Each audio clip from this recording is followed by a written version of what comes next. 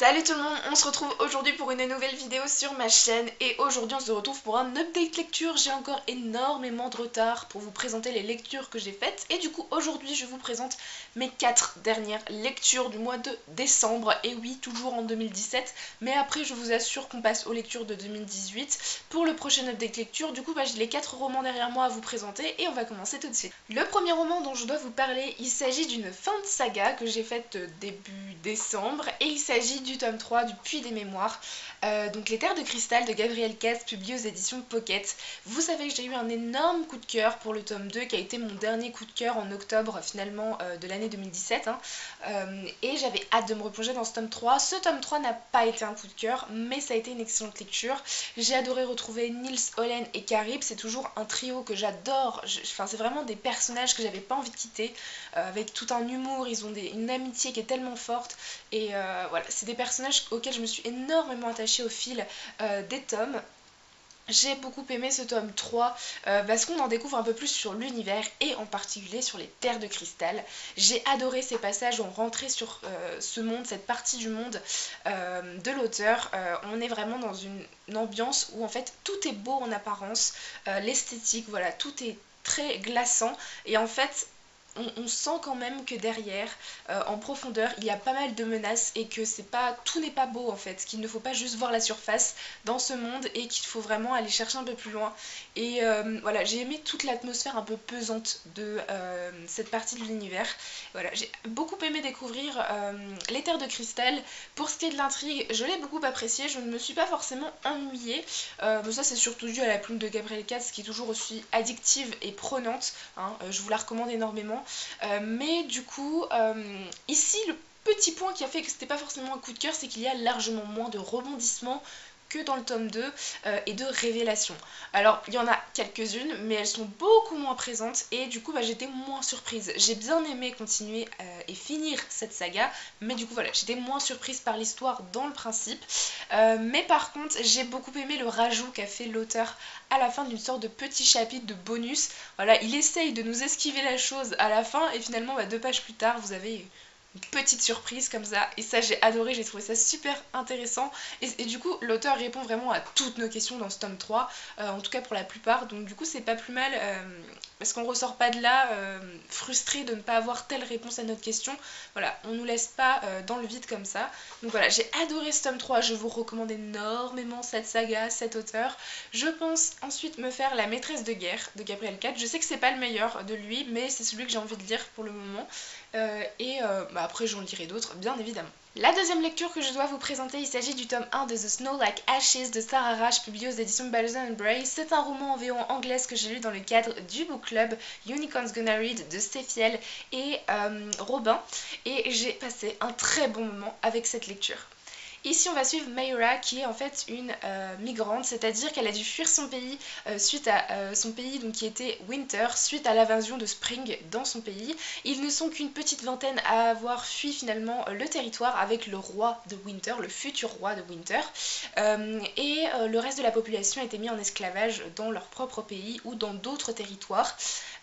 Et du coup on va suivre cette jeune fille qui est la meilleure amie de l'héritier du royaume de Winter et ils vont tout faire pour essayer de trouver l'artefact là qui pourra leur redonner la magie possible pour vaincre la personne qui a envahi leur territoire. C'est une histoire que j'ai vraiment adorée.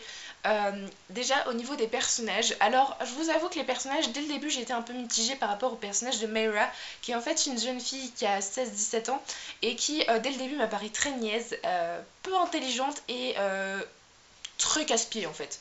Dès le début, j'étais pas forcément très à l'aise avec ce personnage et j'ai attendu et en fait j'ai vu une totale évolution du personnage de Mayra au fur et à mesure voilà, de l'histoire. Elle devient une femme battante qui réfléchit toujours avec son côté un peu maladroite et brute de décoffrage, mais qui se pose un peu plus, qui tente de comprendre, de réfléchir un peu plus et ça m'a fait tellement du bien de voir un personnage qui évolue au fur et à mesure des événements.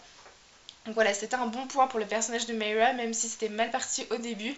Pour ce qui est des 2 personnages masculins, donc oui, il y a un triangle amoureux. Après, je ne l'ai pas trouvé si prononcé que ça, c'est-à-dire qu'on passe pas toute l'histoire à se questionner sur ce triangle amoureux, largement pas. C'est vraiment une toute petite partie de l'histoire. Donc les 2 personnages, ce sont Matter et Theron, Matter, donc qui est l'héritier du royaume, dont Mayra est amoureuse dès le début, hein, je ne vous spoil rien évidemment, c'est même écrit dans le résumé, et Theron qui est en fait l'héritier d'un royaume où les personnages vont se réfugier. Donc Matter, c'est un personnage que j'ai clairement pas beaucoup apprécié parce que en fait il a rien de spécial, mais c'est parce qu'il est trop parfait. Voilà, on dirait Ken avec Barbie.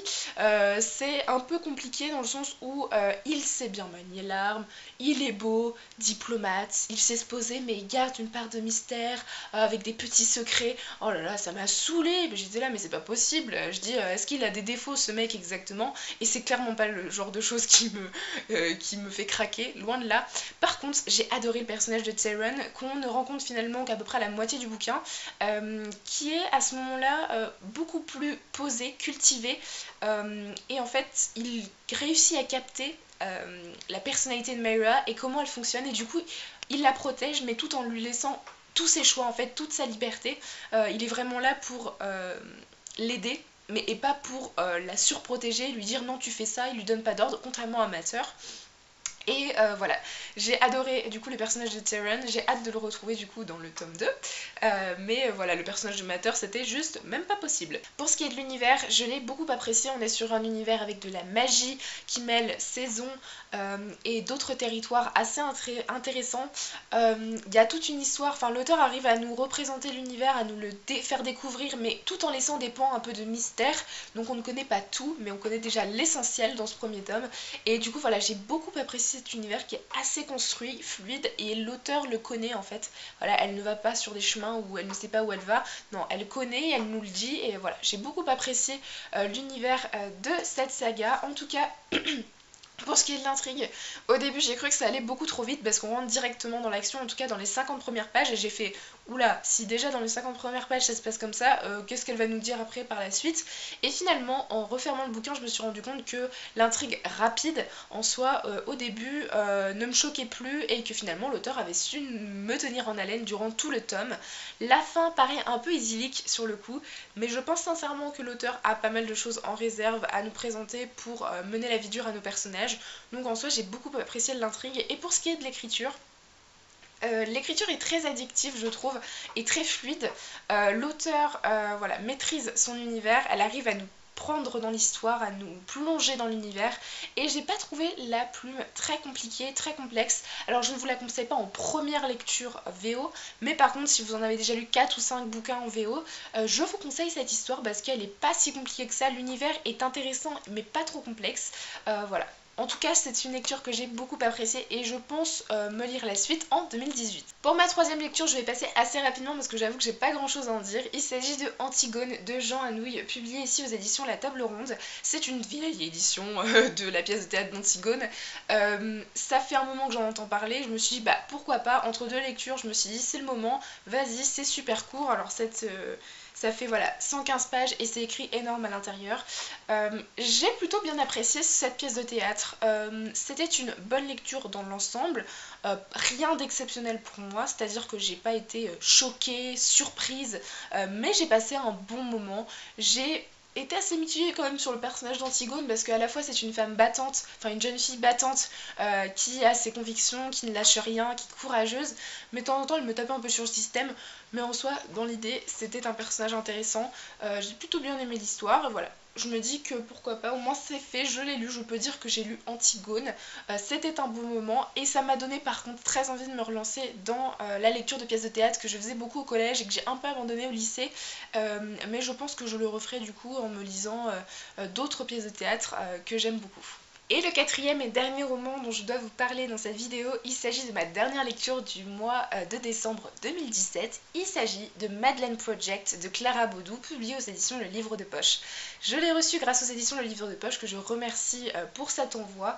C'était une surprise dans le colis des services presse, et j'ai passé un très bon moment avec cette lecture. Elle a la particularité, si vous ne l'avez pas encore vue sur les réseaux, en fait c'est une aventure en tweet, c'est-à-dire sur Twitter, qui a été fait par une journaliste, Clara Baudou, donc voilà, sous cette forme. Donc on a vraiment les tweets à l'intérieur. C'est pour ça qu'il peut paraître énorme comme ça et qu'il fait en fait 600 pages, mais c'est un livre que j'ai avalé en 2 jours parce que ça se lit extrêmement vite. Ce sont que des tweets, donc déjà vous savez que les tweets c'est assez court de base, hein, c'est pas des gros textes et il y a pas mal de photos, donc voilà, je l'ai lu assez rapidement et j'ai passé un très bon moment avec cette lecture.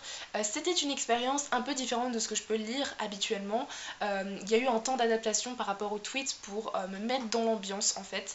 Et ici en fait on va suivre Clara Baudou qui va emménager, c'est une histoire vraie, hein, qui va emménager dans un appartement qui appartenait avant à une vieille femme qui est décédée et qui s'appelait Madeleine. Et en fait il y a pas mal de choses qui ont été oubliées dans la cave de cette femme, dont énormément de souvenirs, des photos, plein de cartons.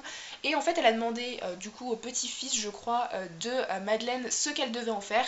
Et le petit-fils lui a dit bah vous faites ce que vous voulez, vous pouvez aller jeter tout ça, ça ne m'intéresse pas. Et en fait Clara a plutôt voulu découvrir Madeleine et du coup bah, elle a fait son enquête et elle nous l'a partagée via Twitter à la base et ça a été recueilli du coup dans une intégrale.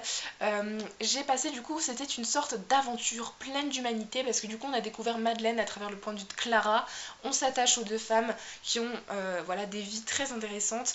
J'ai beaucoup aimé la plume de Clara Baudou, même si ce ne sont que des tweets, il y en a qui étaient beaucoup, enfin il y avait des tweets qui étaient profonds de sens, qui étaient très intéressants. J'ai beaucoup aimé voilà, l'expérience de lire des tweets, c'était sympa. Alors évidemment je lirai pas tous mes livres comme ça, hein. J'aime beaucoup trop la narration pour ça, mais en tout cas ça a été une belle expérience. C'était une aventure voilà, pleine d'humanité, de sentiments. On sent que Clara était à fond passionnée par cette enquête. Ça me donne limite envie, en fermant le bouquin, d'en faire une aussi, de trouver des souvenirs de nos grands-parents pour voir comment ça se passait quand ils étaient plus jeunes, etc. Voilà, c'était une très très bonne lecture. J'ai adoré lire ce roman et je vous le recommande beaucoup. Voilà tout le monde, cette update lecture est à présent terminée. J'espère qu'il vous aura plu. N'hésitez pas à voir en barre d'infos, je vous mets tous les liens vers mes chroniques pour des avis beaucoup plus détaillés si ça vous intéresse. Du coup, je vous souhaite de très bonnes lectures et je vous dis à très bientôt dans une prochaine vidéo. Bye!